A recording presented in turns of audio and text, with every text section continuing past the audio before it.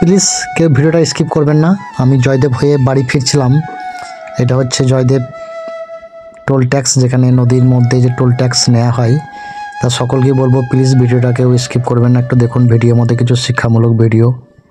এখানে আসছিলাম, এখানে এসে দেখলাম অনেকগুলো গাড়ি টাড়ি আছে এবং এই এক দাদা ভাই আমাকে আসছেন, উনি বললেন যে টাকা দিতে হবে। আমি দাদা ভাইয়ের সঙ্গে কথা বলার চেষ্টা করলাম এবং সোশ্যাল ওয়ার্কের কাজ করি। প্লিজ আমার কাছে টাকা না নিলেও আপনাদের হবে, কারণ হচ্ছে আমি আপনাকে যে 10 টাকাটা দেবো আমি, এটা যদি কোনো অসহায় মানুষকে দিই তার একটু অনেকটা কাজে লাগবে। আপনাদের একদিন আমার কাছে 10 টাকা না দিলেও আপনার কোনো এসে যায় না।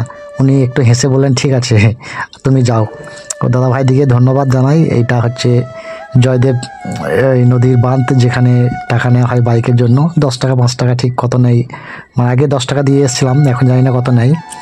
ওনাকে বললাম আস্তে আস্তে দেখতে পাচ্ছি এক বৃদ্ধ মা রাস্তায় হেঁটে হেঁটে যাচ্ছে। তার বৃদ্ধ মায়ের সঙ্গে কথা বলার চেষ্টা করলাম। প্লিজ ভিডিওটাকে স্কিপ করবেন না। সকলকে বলছি ভিডিও করার আমার একটা উদ্দেশ্য, সমাজের কিছু বাস্তব জিনিস যেগুলো আপনাদের সামনে তুলে ধরার চেষ্টা করি হেল্পিং ভিডিওর মাধ্যমে।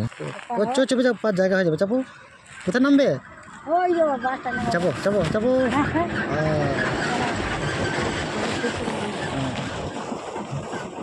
বুঝলে টোলটা ধরবো না? ঠিক আছে ধরবো। কোথায় গেলে মাসি?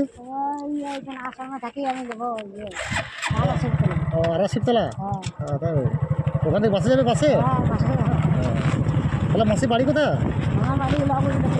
ও লগড়ি রক্ষিতপুর, তাই নাকি? তাহলে মাসির ছেলে নাই কেউ বাড়িতে?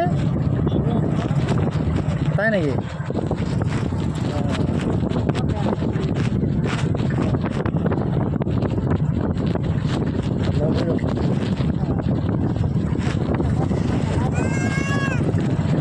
তাহলে কি আশ্রমে কি করতে হয় মাসি? আশ্রমে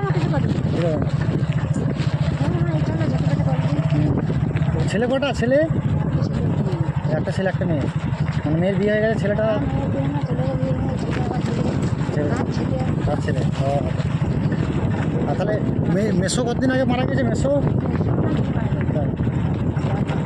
আমার ওইদিকে বাড়ি গো মাসি, আমার দুমরা বাড়ি। হ্যাঁ তাকে নাম বলো তো?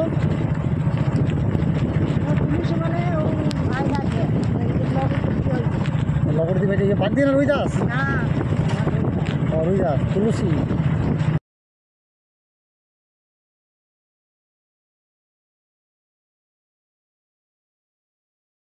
বৃদ্ধা পিতামাতাকে বৃদ্ধাশ্রমে না রেখে নিজের বাচ্চার খেলার সঙ্গী করুন, দেখবেন এর চাইতে ভালো সঙ্গী আপনি আর কোথাও পাবেন না খুঁজে। মহাকুম্ভে যান এবং গয়া, কাশী, বৃন্দাবন, আপনি যেখানেই যাবেন, পিতামাতাকে সেবা না করলে সারা জীবন আপনার ব্যর্থ।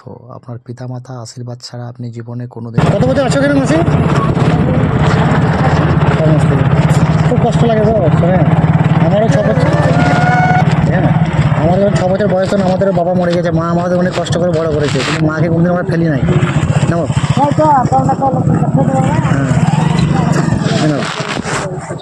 বিস্কুট খাবে? বিস্কুট খাবে? বিস্কুট খাবে?